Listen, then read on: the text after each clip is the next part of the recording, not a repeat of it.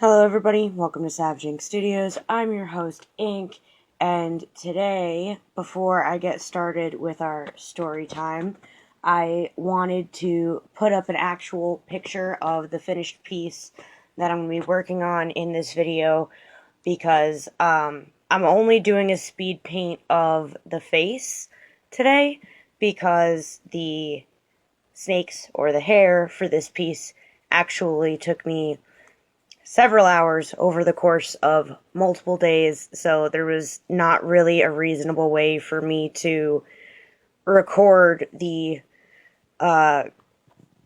process of doing the snakes for hair. So I wanted you guys to check out the finished piece, which I will have up here on the screen for you before we jump into the speed paint on the skin and everything. And today's story time is in honor of Father's Day, so I figured I would tell some fun stories about my dad. So for those of you who are familiar with my channel, have seen all my videos, you know that my dad passed away about 3 years ago. We didn't have the best relationship when I was growing up, but after I turned 18, we got really close and found out that we had a ton in common, and I contemplated whether or not I actually wanted to do this video at all today. It's a bit of a rough topic for me to cover still. Today's been rough, you know, Father's Day and all that jazz. So, but I did decide that I'm gonna do this. And I'm going to talk about it, and I'm not going to cry on screen, because I am not going to do that. So, I thought about what I wanted to talk about. Did I want to talk about who he was as a person? Did I want to talk about the few good moments that we had when I was young? Did I want to talk about the many great moments that we had after I turned 18? Did I want to talk about how I feel about him being gone and how I'm processing it? Or was I going to tell the story about the phone call that I got when I found out that he was gone? And then I realized that thinking about it was just going to super mess me up, and that I'm going to do what I always do on this channel, and I'm going to wing it. So let's start, I guess, from the beginning, which is my childhood. So, like I said, if you've watched my videos and are familiar with my channel, there's enough backstory there. I think that there are a lot of things that could be said that are really serious, but today I want to shed light on some of the moments that we had and the funny things that he would do. Like, he was basically a big kid. He thought everything was a joke. Maybe not the best at, you know, dealing appropriately with his feelings, but everything was funny.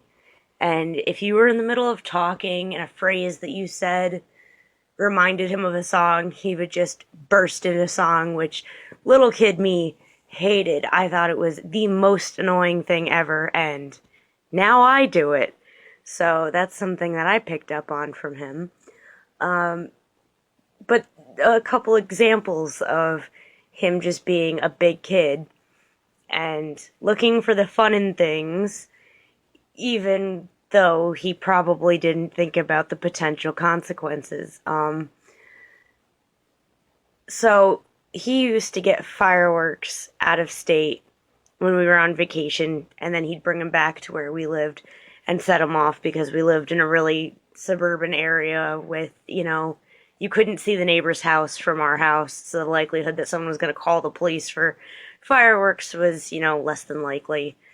And I remember he had, like, big fireworks, like the real good ones.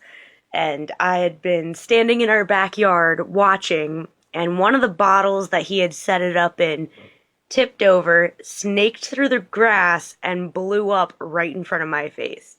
it melted my t-shirt to my chest and melted off part of my eyebrow. So that was a fun time. It was terrifying when it happened, and I freaked out hardcore, but it's something that we always sort of laughed about later.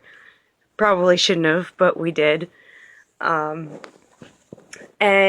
during the same time of the year, he also would set up, we had a fire pit in the backyard, and he never seemed to learn his lesson about throwing gasoline on our bonfires, despite the fact that there were trees not too far away, and the number of times that the leaves on the trees would catch fire was, it's one of those, didn't we go through this last year?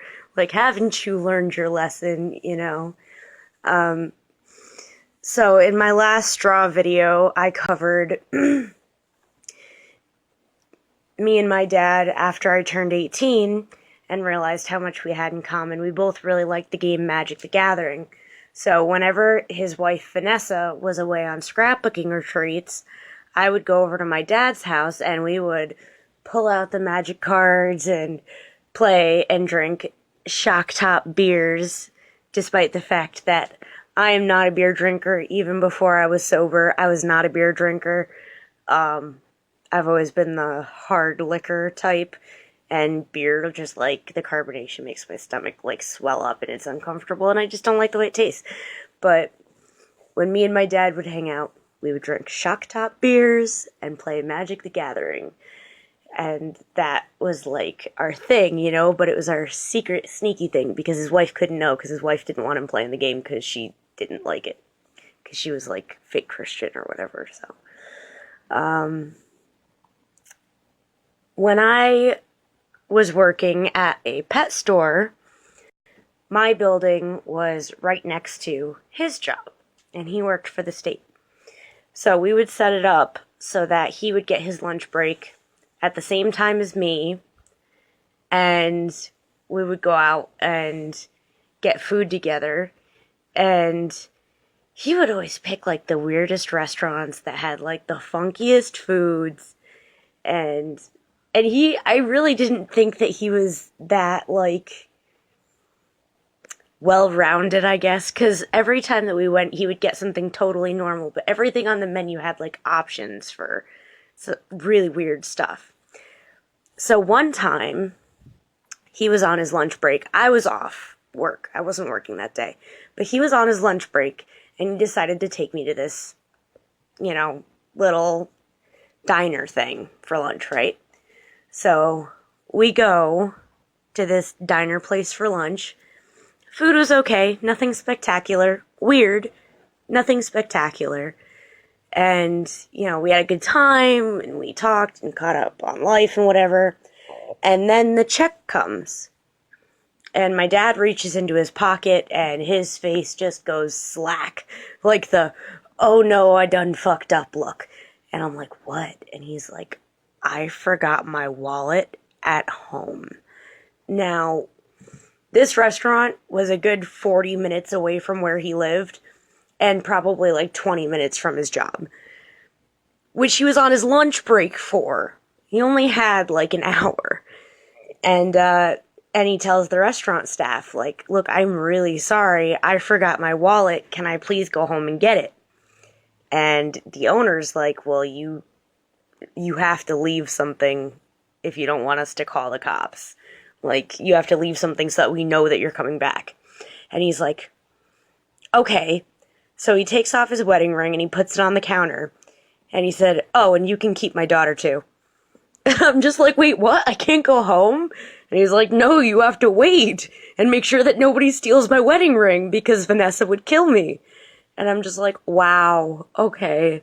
So I got stuck at this restaurant for like a solid hour and a half waiting for him to come back with his wallet. And it was, oh my God, it was so ridiculous. So like an hour and a half later, he finally comes back. He's got his wallet. He pays for his stuff. And he's like griping and groaning that he can't believe they made him leave his wedding ring. And I'm like, I can't believe you offered me up as collateral. Like, oh yeah, you could just keep my kid if you don't come if I don't come back to pay my tab. Like, okay, thanks, Dad. So that was an interesting story, an interesting time. So, okay, here's another one. This is more of like a generalized thing rather than like a specific story, but after I turned 18, but I was still struggling with like teen hormones and finding my footing and like dealing with my emotions and whatever. If I was having like a really, really bad day and just didn't feel like okay in my own head, I would type SOS and put it out onto social media. And either my mom, my dad, or Ivy would reach out to me when they saw it and, come and find me and basically talk me out of my own head. So when my dad would be the first person on an SOS, he would actually, sometimes if he wasn't busy, he would show up on his motorcycle and just be like, okay, we're going for a ride. And he'd never tell me where we were going. I don't think that he ever actually knew where we were going, but we would just ride on his bike for an hour, sometimes two, and we'd end up at a Dunkin' Donuts in the middle of fucking nowhere to grab a coffee.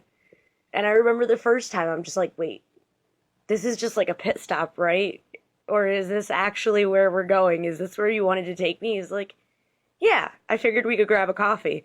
And I'm like, Dad, there were like 100 Dunkin' Donuts between where you picked me up and where we are right now. He's like, yeah, but I felt like driving. So yeah, he'd pick me up and we'd just drive insane amounts of time to go grab a coffee, and we'd sit down and we'd talk or not. And then he would bring me home. And that was how he dealt with my SOS, with minimal actual talking, because that wasn't really his skill set, but that was his way of getting me out of my head. So, yeah, appreciate your dads, people. If you've got a good relationship with your parents, make sure you tell them that you love them, and if you don't, make sure that the people who have stepped into their shoes and are doing it right, make sure you tell them that you love them. And happy Father's Day to all you dads out there. You guys know the drill. Like, comment, subscribe, all that jazz. Questions, comments, suggestions, you know where to put them. And I will see you guys in the next one.